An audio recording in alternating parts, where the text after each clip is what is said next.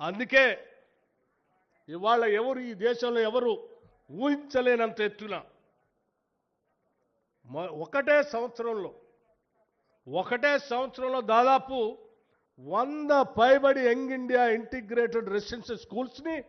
ఒక్కొక్క స్కూలు 200 కోట్ల రూపాయలతో, not 1 crore, 2 crores, 3 crores or 20 crores, 200 crores 200 కోట్ల రూపాయలతో కనీసం 25 ఎకరాలకు తగ్గకుండా ప్రపంచంలో ఉన్నటువంటి ఏ ప్రైవేట్ స్కూల్ కూడా మనకంటే బాగుందని ఎవరు అనుకోవటానికి లేదు. వాటన్నిటికంటే కూడా